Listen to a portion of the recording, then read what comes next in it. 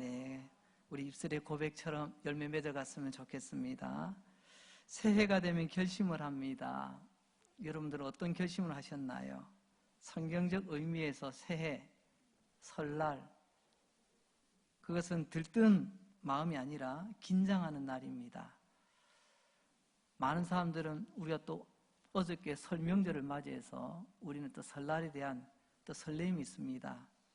사랑하는 가족들, 부모님, 친지들 만나는 그런 설렘도 있고요. 요즘 아이들은 1년 예산의 많은 부분을 설날에 다 충당하거든요. 애들은 애들대로 또 설레입니다. 하지만 성경적인 설날의 의미는, 새해 의미는 이런 가슴 설레임 들뜬만 있는 것이 아니라 긴장하는 날입니다. 왜냐하면 출발의 의미도 있지만 한편으로는 새해란 지나온 날들에 대한 하나님의 심판의 날이기 때문에 그렇습니다. 이스라엘 백성들은 그래서 설날이 되면, 새해가 되면 마음을 들뜨기보다 오히려 굉장히 긴장하며 새해를 맞이했다는 것을 지난 3주간을 거친 말씀을 통해서 우리는 함께 나누어 보았습니다.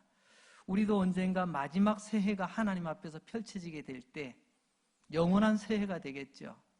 그때 우리 인생 하나님 앞에서 지나온 삶 어떻게 살았느냐 하나님께서 심판하시고 판단하실 것을 알기 때문에 우리의 인생 함부로 살지 못하는 것입니다. 이것을 잘 묘사하는 이미지가 타작마당이라는 것입니다. 타작마당에 농부가 도리깨질을 합니다. 옛날에는 탈곡을 수동으로 했잖아요. 그래서 도리깨로 때리면 알곡은 알곡대로 톡톡 튀어나옵니다. 그리고 조금 있다가 키질을 합니다. 담아서 공중에 올렸다가 받으면 바람에 쭉정이와 껍질들은 이리저리 날아갑니다. 여러분, 추수의 날입니다. 근데 곡식의 입장에서 보자면 이 타작마당은 심판의 날입니다. 왜냐하면 농부는 곡식, 알곡에 대해서는 창고로 들이고 껍데기, 쭉정이는 따로 모아 아궁이 넣어서 태워버리기 때문에 그렇습니다. 성경에는 이런 일들이 참 많이 있죠. 1년 동안 농부의 은혜로, 농부의 정성스러운 손길로 잘 자라서 나중에 추수 때가 되었는데 오히려 그 타작마당에서는 알곡과 쭉정이가 갈라지는 심판의 자리가 되더라. 이게 새해의 의미가 된다는 것입니다. 그래서 시편 1편 3절과 4절 말씀은 우리에게 이렇게 말씀하십니다. 그는 시냇가에 심은 나무가 철을 따라 열매를 맺으며 열매를 맺는, 그리고 그 잎사귀가 마르지 아니함 같으니 그가 하는 모든 일이 형통하리로다. 복 있는 사람이죠. 그러나 악인들은 그렇지 아니하며 오직 바람에 나는 겨와 같도다. 한번 보세요. 똑같은 시간, 똑같은 자리에서 똑같은 태양, 똑같은 비를 맞으며 똑같이 농부의 손길 가운데 있었지만 때가 되니까 누군가는 열매 맺는 인생으로 남고요. 누군가는 껍데기 쭉정이로 남아서 이렇게 판가름 나더라는 것입니다. 열매가 알곡이라면 알곡 같은 인생을 살았던 사람도 있을 것이고 바람에 날려가는 쭉정이와 같은 사람도 있다는 이 타작마당의 이야기, 이것은 결코 그냥 먼 나라 이야기가 아니라 바로 내 인생 마당 이야기입니다. 내 인생도 하나님 앞에서 언젠가 서게 되는 그날은 알곡으로 하나님께서 창고로 들이실 것인가? 천국 창고죠. 쭉정이로 불못, 나중에 말씀을 드리겠습니다만 지옥으로 던져버릴 것인가? 그날 가보면 안다는 것입니다. 알곡은 주인의 기쁨이 되어 곡간에 들어가고 쭉정이는 바람에 날려서 땅에 수북히 쌓여져 있다가 종들이 모아다가 아궁이에 던져 불로 태우게 되는 거죠. 똑같은 시간, 똑같은 장소에서 있었지만 그들의 마지막 운명은 극명하게 달라지는 것입니다. 여기서 핵심이 뭐죠?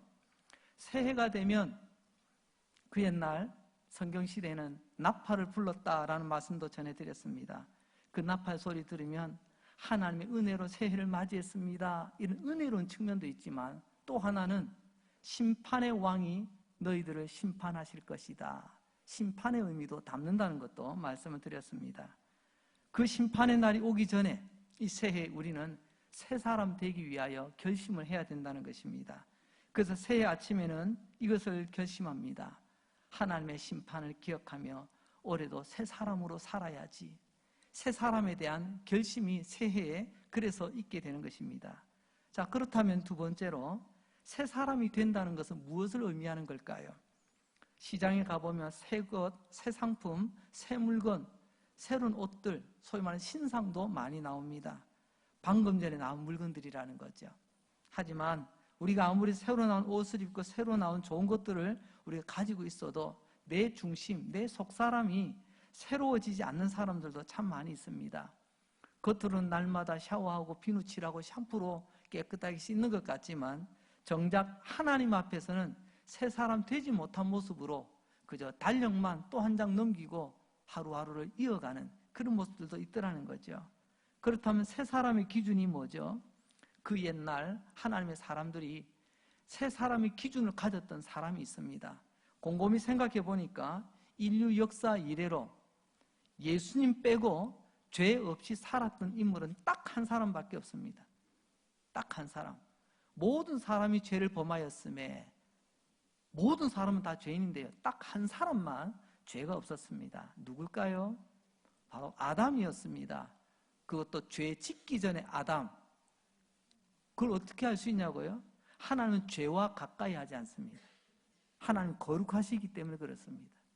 그러나 죄 짓기 전에 아담은 하나님께서 그와 함께 에덴 동산을 거니셨습니다. 무슨 말일까요? 아담이 죄 짓기 전이었기 때문에 하나님의 성품 거룩함을 그대로 가지고 있더라는 것입니다. 그렇기 때문에 옛 믿음의 사람들은 그 첫 아담처럼 되었으면 좋겠다. 죄 짓기 전에 아담, 쫓겨나기 전에 그 아담처럼 되었으면 좋겠다라고 하는 새로운 삶의 계획을 새해에 출발할 때 가지게 되었다는 것입니다. 타락하기 전, 죄 짓기 전, 순결하고 흠이 없던 그 거룩한 사람, 처음 아담을 닮았으면 좋겠다라는 계획을 가지고 새해를 시작했다는 말이죠. 우리도 나름 새해가 되면 여러 많은 삶의 계획들을 세웁니다. 건강을 위해서, 또 여러 가지 사업의 부분에 있어서, 또 관계적인 부분에 있어서 참 다양한 계획들을 세웁니다. 그런데 여러분 아십니까? 그 옛날 믿음의 사람들에게도 새해가 되면 새로운 프로젝트를 세웠습니다. 몸짱 되기, 성공하기, 대박 터뜨리기, 그런 프로젝트가 아니라 하나님 앞에서 바로 아담처럼, 즉 처음 아담처럼 살기, 처음 아담처럼 되기, 이런 목표를 두고 달려갔다는 것입니다. 처음 사람 아담처럼 흠없고 깨끗한 사람으로 살아야지, 이런 결심을 가지고 그들이 달려갔다는 것입니다. 이 새 프로젝트는 하나님도 기뻐하시는 계획입니다. 하나님께서 그 백성이 거룩하기를 원하시고요, 하나님께서도 그 백성이 순결하고 흠없는 삶을 살기를 원하십니다. 그런데 어떡하죠? 우리는 인간입니다. 어떤 인간요? 우리는 죄인입니다. 죄인이란 말은 곧 뭐냐? 스스로 자기의 그 허물에서부터 벗어날 길이 없다는 것입니다. 그래서 죄인의 다른 말을 무능력이라 그렇게 표현하기도 합니다. 내가 지금 이런 상태가 이렇게 있으면 안 되는데 뻔히 알면서도 스스로 헤어나오지를 못한다는 것입니다. 이렇게 처음 사람 아담처럼 되기를 원하지만 마음은 원이로되 현실은 그렇지 못하다는 것입니다. 여러분, 내가 하지 못하기 때문에, 할 수 없기 때문에 하나님께서 직접 개입하십니다. 하나님께서 우리를 불쌍히 여기시기 때문에 우리를 처음 아담처럼 우리를 되게 하시려고 우리가 몸부림치는 것이 아니라 하나님이 먼저 나서주십니다. 하나님이 직접 나서시는 것, 이것을 우리는 신앙 용어로 은혜라 그렇게 부릅니다. 내가 나대고 내가 몸부림쳐서 될 수 있다면 절대로 은혜가 될 수가 없습니다. 그건 당연한 거고 내 능력이고 내 자랑거리가 되고 말 것입니다.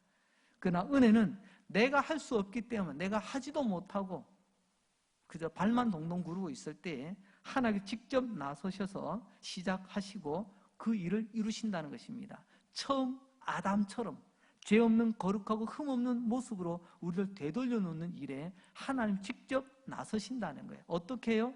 예수님을 통해서 말입니다. 예수님 거룩하신 하나님의 아들이죠.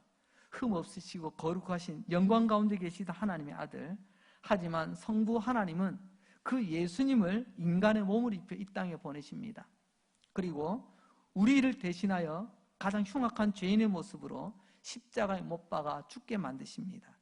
그 십자가에 흘린 피를 믿는 사람은 하나님께서 깨끗하게 하시고 거룩하게 하여 주십니다. 즉 처음 아담의 상태로 돌리신다는 거죠. 보십시오. 하나님이 이루어 가십니다. 예수님의 십자가는 처음 아담처럼 되기 위하였던 우리의 몸부림을 불쌍히 여기시고 우리가 할 수 없는 것을 하나님께서 직접 이루어 가시는 하나님의 프로젝트였습니다. 그래서 고린도후서 5장 17절 말씀을 봅니다. 하나님께서 말씀하십니다. 그런즉 누구든지 그리스도 안에 있으면, 누구든지 예수 안에 있으면 새로운 피조물이라, 처음 아담이 되리라. 이전 것은 지나갔으니 보라 새것, 보라 새 아담이 되었도다. 많이 배워서 되는 것 아닙니다. 감투를 많이 써서 되는 게 아닙니다. 권력을 많이 가져서가 아닙니다. 누구든지 그리스도 예수 안에 있어야 처음 아담, 새로운 아담이 된다고 하나님 말씀하십니다. 이전 것은 지나갔습니다. 옛 사람은 지나갔습니다. 이제 새 사람 아담이 된답니다. 어떻게 해요? 예수 안에 있으면 말입니다. 예수님은 거룩하십니다. 그 거룩하신 분이 내 안에 있으면 나는 그 거룩하심을 덧입는 사람이 됩니다. 그래서 예수님의 거룩하심을 통하여 하나님께서는 나의 죄됨이 아니라 예수님의 거룩하심을 보고 우리를 의롭다 인정해 주신다는 것입니다. 그래서 예수 안에 있다는 것이 굉장히 중요한 겁니다. 예수 믿는다 하는 것은 아는 게 아니고 내가 예수 안에 거하는 것입니다. 예수님 안에 있게 될 때 하나님께서는 우리를 처음 아담처럼 바꾸어 가실 것입니다. 자, 그러면 세 번째로 왜 우리는 새 사람이 되어야만 하나요? 그냥 이대로 살면 안 되나요? 하나님은 그 백성들과 함께 있는 것을 좋아하십니다. 하나님 그 백성들과 함께 살기를 원하십니다. 10년짜리 전세 아닙니다. 월세 아닙니다. 어떻게 해요? 영원토록 말입니다. 그 옛날 나는 천국은 내가 원해서 가는 줄 알았어요. 내가 천국 가길 원해, 천국을 원해, 내가 원하는 줄 알았어요. 근데 말씀을 가만히 들다 보니까요, 그건 내 짝사랑이더라고요. 내가 원한다고 되는 일이 아닌데, 여러분 내가 마음에만 품고 있는 것, 그게 짝사랑 아닙니까? 여러분 내가 원하는 대로만 다 된다면 그 짝사랑이 어디 있어요? 근데 나는 좋아하는데 저 사람은 몰라. 내 마음도 몰라주고 내 정성도 몰라주고 그저 내 속만 타 들어갑니다. 마찬가지로 여러분 그 옛날은 우리가 천국을 간절히 원했습니다. 그러나 여러분 내가 원한다고 천국에 다 가는 게 아니더라고요. 아니 원한다고 가는 것이 천국이 아니었습니다. 천국은 하나님께서 우리에게 허락하실 때 가능한 것이었습니다. 그게 어떻게 이루어질 수 있느냐? 그래서 우리 안에 하나님의 영, 성령을 부어주시는 것입니다. 내 안에 성령께서 함께 하실 때 이것은 곧 하나님이 나와 함께 하기를 원하신다는 것입니다. 이 땅에서도 하나님이 함께 하시지만 하나님 그 이후로도 영원히 하나님 나라에서 함께 하기를 원하여 우리에게 성령을 보내주시는 것입니다. 오늘 그래서 하나님께서는 하나님의 백성과 영원히 살고 싶다고 하는 그 마음을 다윗이라고 하는 신실한 믿음의 사람을 통하여 우리에게 알려주십니다. 오늘 본문 시편 69편 35절로 36절 말씀이 바로 그러합니다. 하나님이 시온을 구원하시고 하나님의 백성들을 구원하시고 유다 성읍들을 건설하시리니, 유다 성읍들을 여러분 사람들 어떤 일단의 건설업자들이 동원돼서 짓는 게 아니고요, 하나님께서 하나님의 백성들이 살 땅을 건설하시겠다 합니다. 그리고 무리가 거기서 살게 하시고요, 소유로 삼으시고 그의 종들의 후손이 또한 이를 상속하고 그 이름을 사랑하는 자가 그 중에 살리로다. 아멘. 하나님이 구원하신 자, 구원으로 끝나는 것이 아니라 구원받은 자가 머물 수 있도록, 그들과 함께 할 수 있도록 하나님께서 준비하시고 도시를, 성읍을 세우시고 하나님은 그들과 함께 살기를 원하신다는 것입니다. 내가 천국을 원하는 것보다 하나님 우리와 함께 하기를 하나님은 더더욱 원한다는 것을 기억하시기 바랍니다. 그의 종들이 후손이 또 이를 상속하고 그 이름을 사랑하는 자가 그 중에 살리로다. 하나님께서 왜 우리를 구원시켜 주셨다고요? 하나님이 만드신 도시, 그게 하나님의 나라잖아요. 하나님의 나라에서 나와 나의 후손들이 함께 더불어 살기를 원하시는 하나님의 마음, 이게 바로 하나님께서 우리를 향한 마음입니다. 우리는 그것을 하나님의 나라라고 불러봅니다. 여기서 중요한 게 있죠. 우리 하나님은 거룩하신 분이십니다. 아니 목사님, 그냥 살면 됐지 뭐 하나님 거룩하고 안 거룩하고 뭐가 그리 중요합니까? 여러분 질문해 볼게요. 여러분 잘생긴 사람, 예쁜 사람, 많이 가진 사람, 똑똑한 사람, 능력 있는 사람 하고 사는 게 좋을까요? 아니면 나하고 마음 맞는 사람과 함께 사는 게 행복할까요? 언뜻 보기에는 조건이 다 갖춰지면 참 좋을 것 같지만 아무리 좋아도 이런 마음이 맞지 않으면 그것은 곧 지옥을 경험하게 되는 겁니다. 조건보다 더 중요한 것은 서로의 마음이 중요한 거예요. 서로가 함께 마음을 맞춘다면, 마음을 맞추어 살아간다면 하나님은 이 땅에서 살아가도 천국의 기쁨을 맛보게 하실 것입니다. 하나님은 거룩하신 분이시기 때문에 하나님과 함께 영원히 하나님 나라에서 같이 살아갈 사람도 거룩해야 된다는 것입니다. 하나님과 통하는 게 있어야지. 하나님과 통하는 건 하나도 없는데 하나님 거룩하시면 거룩함이 통하지 않으면 어떻게 같이 있을 수가 있겠냐는 것입니다.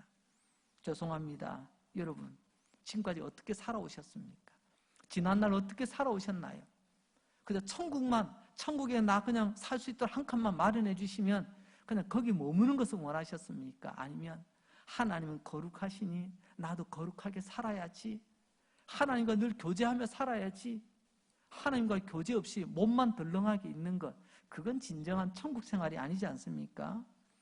여러분들이 교회 출석하는 것으로 만족하지 마시기 바랍니다. 그들 예배당에 나와서 잠시 와서 눈도장 찍고 돌아가는 것, 그것으로 끝나는 우리의 믿음 생활이 되지 않기를 원합니다.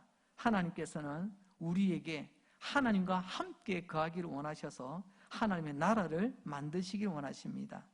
오늘 하나님께서 우리와 함께하기를 원하는 바로 그 마음을 기억하시고, 올해 1월 넷째 주입니다. 음력으로는 어제부터 이제 새해가 시작이 됐고요. 그 옛날 우리 믿음의 조상들 했던 것처럼, 그래 올해 나도 하나님과 거룩하게 동행할 수 있도록 그런 새 사람으로 살아야 되겠노라 믿음의 결단이 있기를 바랍니다. 자, 그러면 한편으로 그렇지 못한 사람이 있습니다. 성경에서는 그들을 악인이라고 표현하네요. 그 악인들은 어떻게 될까요? 그 쭉정이들, 그들은 어떻게 될까요? 당연히 하나님 나라에 들어가지 못하죠. 들어가지도 못할 뿐만이 아니라 하나님과 함께 살아갈 수도 없어요. 오늘 본문 시편 69편 28절에 이렇게 말씀하시죠. 그들을 생명책에서 지우사 의인들과 함께 기록되지 말게 하소서. 보십시오. 의인들은 하나님과 함께 하나님의 나라에서 하나님 만드신 도시에서 영원토록 살아가지만, 영원토록 사는 것 이전에 의인들은 이미 생명책에 그 이름이 등록이 되어 있습니다. 여러분, 그런데 악인들은 하나님의 나라에 들어갈 수가 없습니다. 왜냐하면요, 하나님 생명책 이름이 등록되어 있지 않거든요. 다윗이 뭐라고 하죠? 저들의 이름이 생명책에 있다면 지워주시고, 생명책 이름이 없어진다고 하는 것은 하나님과 함께 영원히 살 수 없다는 것을 말합니다. 생명책에 이름이 있다는 것은 하나님과 영원히 하나님의 나라에서 살게 된다는 것을 말하는 거죠. 성도 여러분, 우리가 하나님 앞에서 새 사람이 되어야 되는, 거룩한 사람이 되어야 되는 이유는 딱 하나입니다. 구원받기 위해서입니다. 믿음의 결국은 영혼의 구원이라 믿습니까? 여러분, 그런데 여러분들 구원을 어떻게 생각하세요? 어릴 적 우리 친구들이 놀린 적이 있습니다. 야, 교회 가면 구원 받는다며, 야, 1원 보태서 10원 받지 왜 이 구원 받냐? 좀 썰렁하죠? 예, 그 옛날에 친구들이 그렇게 놀렸어요. 구원을 모르니까. 우리 그런 구원 아니지 않습니까? 여러분, 구원이 무엇입니까? 우리가 하나님과 함께 영원토록 부활의 몸을 입고 더 이상 아픔도 죽음도 늙음도 없는 그런 고통도 없는 그곳에서 여러분 하나님과 함께하는 것이 구원 아니겠습니까? 그 구원의 의미를 모른다면 우리가 어떻게 살아갈 수가 있겠습니까? 그 구원의 의미를 모르고 살아가게 될 때에 하나님께서는 우리로 하여금 구원의 의미를 새롭게 하기를 지금 원하고 계십니다. 하나님과 함께하는 구원이 아니라고 한다면 여러분들은 헛된 구원을 원하고 계시는 것입니다. 이 비밀이 여러분들의 심장을 관통하는, 그래서 하나님께 앞에서 절대로 함부로 살지 않는 인생이 되시기를 주의 이름으로 축복합니다. 또 구원의 또 다른 이름이 있어요. 또 다른 표현이 있습니다. 구원이란 뭐냐? 생명책에 내 이름이 기록되는 것을 말합니다. 여러분, 내 이름이 생명책에 기록되는 것이 구원이라는 생각을 해보셨나요? 여러분, 천국은 들어가서 살다 보니까 한 몇 년 살다 보니까 영주권 나오고, 몇 년 살다 보니까 뭐 시민권 나오고, 몇 년 살다 보니까 어떤 자격이 주어지고, 그거 아니에요. 천국에 이미 들어가기 전부터 이런 명단이 없으면 천국에 들어갈 수가 없는 거예요. 구원의 또 다른 이름, 생명책에 내 이름이 기록되는 것. 그래서 요한계시록 20장 15절은 우리에게 이렇게 말씀하십니다. 누구든지 생명책에 기록되지 못한 자는 불못, 이게 지옥 아닌가요? 불못에 던져지리라. 여러분, 그렇습니다. 지옥은요, 재수 없어서 빠진 곳이 아닙니다. 생명책에 이름이 기록되지 않았기 때문에 생명책에 기록되지 않은 사람은 누구든지 지옥불에 떨어질 수밖에 없다는 것이 하나님의 말씀입니다. 그가 왕이든지 대통령이든지 그 누구라 할지라도 생명책에 이름이 없으면 천국이 아니라 지옥행이라는 것입니다. 그래서 그 옛날 하나님의 백성들은 새해가 되면 목숨 걸고 바로 이 책을 붙들기를 원했습니다. 바로 생명책이죠. 나의 두꺼운 재정장부가 아닙니다. 나의 비밀리 넣어둔 비밀 거래 장부가 아닙니다. 나의 논문이 아닙니다. 나의 책이 아니죠. 나의 통장이 아닙니다. 생명책에 내 이름이 없다면 그는 하나님과 함께 영원히 사는 것은 꿈도 꾸지 말라는 거예요. 그래서 믿음의 사람들은 이 생명책에 목숨을 걸었습니다. 그래서 새해가 되면 어떻게 해야 되나? 처음 아담처럼 살아야지. 그래서 그들은 새 사람 아담처럼 되기 위해서 그들은 그렇게 몸부림을 쳤던 것입니다. 그 옛날 믿음의 사람들이 생명책에 내 이름 있는가 없는가 이것을 목숨 걸고 붙들었던 것처럼 저와 여러분도 주님 부르시는 그날까지 내 이름이 생명책에 있는가, 여러분 강릉제일교회 교족부에 있는가가 중요한 게 아닙니다. 교족부에는요 생명책의 이름과 같을 수도 있고 다를 수도 있어요. 그저 예배당에 가서 점만 찍고 가시는 분도 이름은 있어요. 그러나 하나님 앞에서 거룩한 삶을 살아가는 사람인 하나님의 생명책에 우리 이름이 선명하게 새겨져 있는 줄로 믿습니다. 여러분들의 삶이 하나님의 생명책 붙드는 일에, 거기에 내 이름 새겨진 일에 목숨 걸고 달려가는 귀한 한 해가 되시기를 주의 이름 축복합니다. 이제 네 번째로, 그러면 어떻게 생명책에 내 이름을 새겨 놓을 수가 있죠? 기록해 놓을 수가 있죠? 아니 목사님, 그거 내가 직접 쓰면 안 되나요? 내가 쓸 수 있다면 얼마나 좋겠습니까? 죄인은 펜대도 못 잡습니다. 죄인은 가까이 갈 수도 없습니다. 내가 쓸 수 있다면 누구한테 부탁할 수만 있다면 얼마나 좋겠어요. 하지만 아무에게도 부탁할 수 없습니다. 죄송합니다. 저한테도 부탁하지 마세요. 저도 도와드릴 수가 없습니다. 저도 생명책 여러분들 이름을 올려드릴 수가 없어요. 저는 여러분들을 도와드릴 뿐입니다. 이렇게 하면, 하나님께 나아가면 하나님 은혜 가운데 여러분들이 나아갈 수가 있습니다. 가르쳐 드리는 것이지, 제가 가서 하나님 제가 명단 받아왔는데요 제가 대신 써도 되죠? 저도 못합니다. 아무도 못해요. 우리 인간 스스로 거룩하게 되고 새 사람이 되는 것은 불가능합니다. 왜냐하면 우리는 죄인이기 때문에 그렇습니다. 죄인은 곧 구원에 대해서 전적으로 무능한 사람을 죄인이라고 말합니다. 그래서 하나님께서는 구원의 길을 하나님이 준비해 주십니다. 여러분, 오늘 말씀에 지금 두 가지 측면이 있습니다. 하나님에 대한 내 생명체, 내 이름이 얼마나 소중한 것에 대한 목숨 걸고 몸부림치는 우리의 모습도 필요하지만, 또 한편으로는요 목숨 걸고 노력해봐야 아하, 내 힘으로 되지 않는구나, 나의 한계를 절감하게 된다는 것입니다.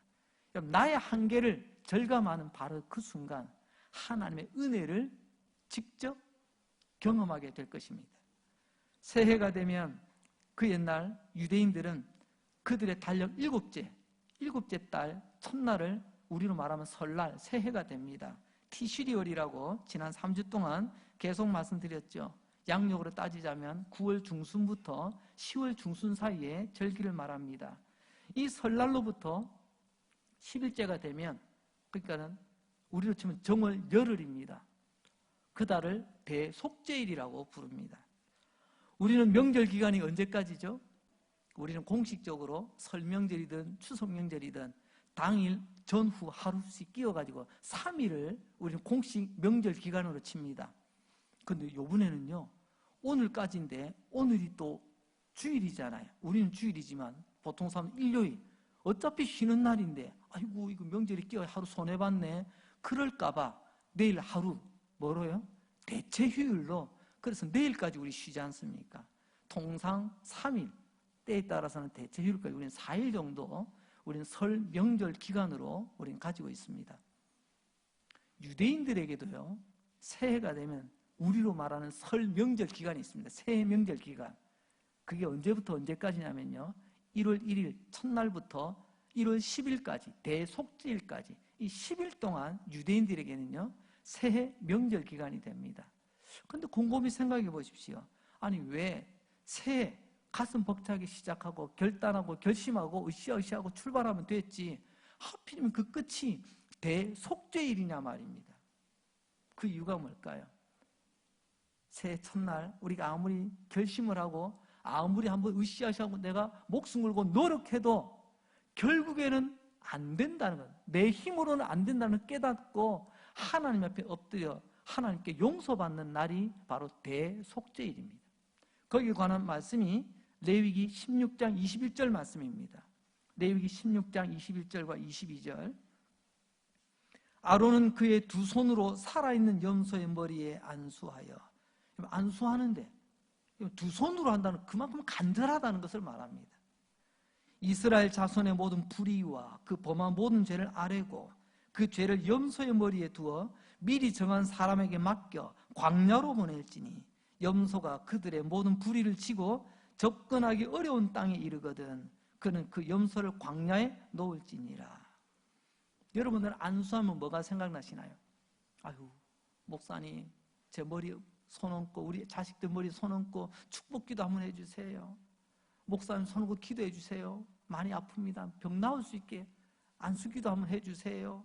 내 문제가 있습니다. 문제 해결될 수 있도록 안수기도 한번 해주세요. 여러분, 그런 제목으로, 그런 이유로 여러분들 안수를 기억하고 계십니까? 물론 그런 의미도 담고 있습니다만은 여기서 말하는 안수는 전혀 다른 성격을 가지고 있습니다. 축복과 치유의 기도가 아니라 이스라엘의 모든 죄를 염소에게 넘기는, 전가시키는 그런 행위라는 것입니다. 아론이 두 손으로 염소의 두 머리를 잡고 이스라엘 모든 백성들을 이제 이 염소에게 넘깁니다 라고 하는 하나님 앞에서의 그런 예식이라는 말이죠. 그 다음에는 그 염소가 어떻게 되죠? 이스라엘 모든 백성들의 죄를 뒤집어 쓴 그런 상징적인 의미의 이 염소를 데리고 광야로 나갑니다. 불의의 모든 죄를 짊어지고 광야로 걸어나간 그 염소, 어디까지요? 접근하기 어려운 땅에 이르거든. 접근하기 어려운 땅이다 라는 것은요, 쉽게 말하자면 절벽이라는 겁니다. 절벽. 더 이상 오도 가도 못하는 그곳. 그 다음에는요, 그는 그 염소를 광야에 놓을지니라. 그래, 여기까지 잘 따라왔다. 너 지금까지 고생했지. 너 이제 야생으로 돌아가거라. 이게 아닙니다.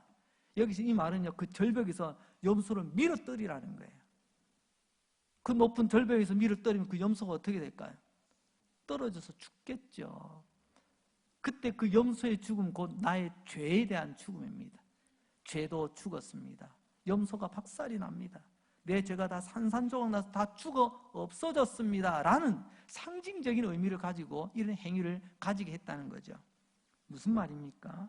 새해 설 명절 기간에 왜 이 대속죄일이 필요했던 거죠? 너희가 마음의 결심만으로는 되지 않는다는 것입니다. 내 노력으로 되지 않는다는 것입니다.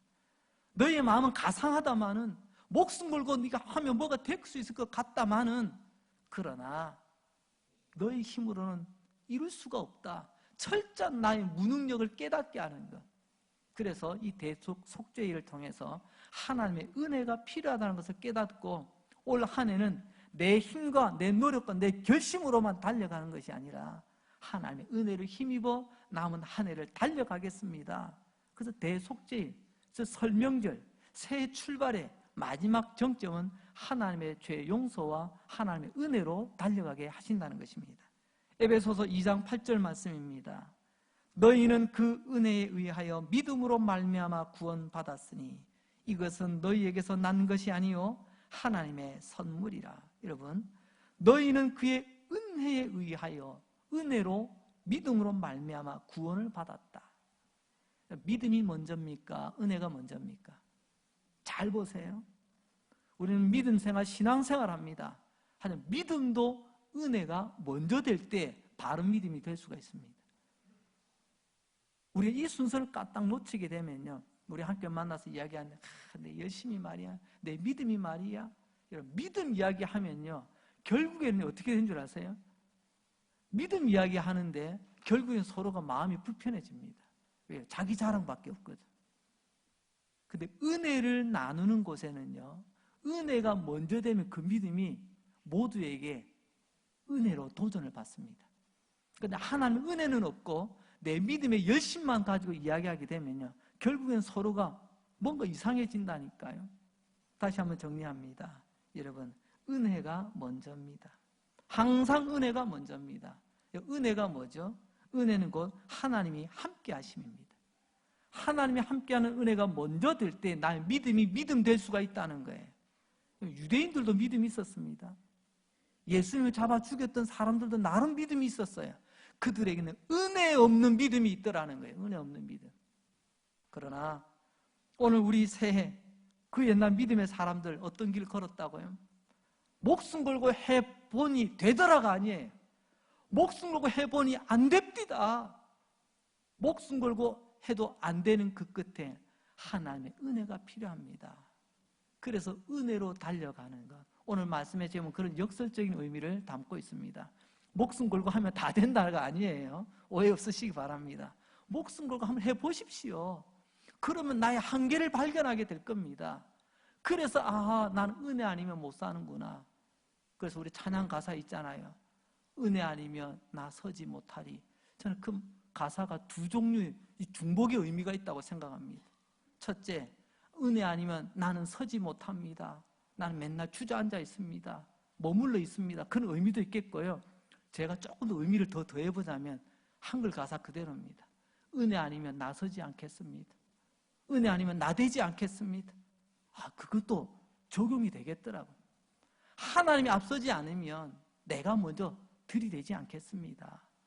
올 한 해 은혜 아니면 나 서지 못하고 은혜 아니면 나 되지 않는다, 이 마음 가지고 달려가시는 귀한 한 해 되시길 바랍니다. 요한계시록 21장 하나님의 말씀 한번 보도록 하겠습니다. 하나님께서 우리에게 이렇게 말씀하십니다. 우리 말씀 한번 올려주시겠습니까? 요한계시록 21장 27절 말씀 다 같이 한번 읽어볼까요? 시작.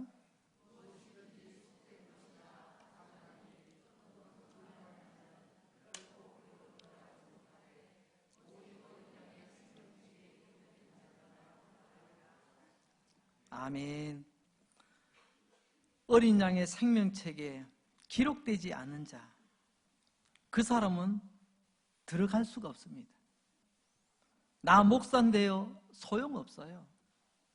오직 어린 양의 생명책에만 기록된 그 사람, 은혜로만 들어가는 것입니다. 하나님께서 준비하신 그 십자가의 예수 십자가 붙들지 않으면 결코 들어갈 수 없는 그곳, 이제 말씀을 맺겠습니다. 여러분, 하나님의 은혜로 새해를 열어 지난 넉 주 동안 하나님의 말씀 붙들고 은혜 아니면 아무것도 아님을 깨달으며 달려왔습니다. 목숨 걸고 구원 얻으려는 몸부림 가상합니다. 하지만 그것으로 되는 것이 아니라 나 위하여 목숨을 십자가에 내주신 예수님 영접하고 예수님 의지하고 예수님 바로 믿는 그 믿음이 내 이름이 생명책에 기록되게 할 것이며, 생명책에 기록된 자만이 하나님과 함께 하나님의 나라에서 영원토록 하나님과 거하게 될 줄로 믿습니다. 이런 하나님의 나라에서의 영광과 하나님과 함께하는 이러한 축복이 저 여러분 모두의 것이 될 수 있기를 주의 이름으로 축복합니다. 기도하겠습니다. 하나님 아버지 감사합니다. 오늘도 건강 주시고 생명 주시고 믿음 주시고 들을 귀를 주시고 들을 때마다 내 심장이 요동치게 하시고 내 창자 꿈틀거리며 내 영혼이 하나님 앞에서 깨어나게 하시니 감사합니다. 오늘도 이 생명의 말씀 들려주신 그 말씀 구원의 비밀 깨닫게 해주시고 은혜의 비밀 깨닫게 해주시니 감사합니다. 저는 지금까지 무엇에 몸부림치며 목숨 걸고 달려왔는지요. 오늘 그 옛날 믿음의 사람들이 목숨 걸고 붙들었던 하나님의 생명책에 나의 이름이 기록되어 있는 것을 위하여 그들은 몸부림쳤습니다. 오늘 나는 무엇을 위해서 몸부림치고 있는지요. 다시 한번 내가 하나님 앞에서 간절한 소망을 가지되 그러나 나의 힘과 노력으로 되는 것이 아니라 오직 하나님의 은혜로 되는 것인 줄로 알고 올해도 하나님의 은혜의 줄로 하나님의 은혜의 손길로 붙잡으시고 인도하여 주시옵소서. 우리 입술로 노래하며 고백하는 것처럼 은혜 아니면 나는 설 수 없고 은혜 아니면 나는 살 수 없는 것을 고백하오니 올해도 하나님의 은혜의 손으로 꼭 붙드시고 은혜 가운데 인도하여 주시옵소서. 이번 한 주간 아니 남아있는 한 해 주님 부르시는 그날까지 이와 같이 은혜의 찬송, 승리의 찬송, 감사의 찬송이 가득 차고 넘치는 복된 믿음의 주인공 되기를 원하오며 예수님 이름으로 기도합니다. 아멘.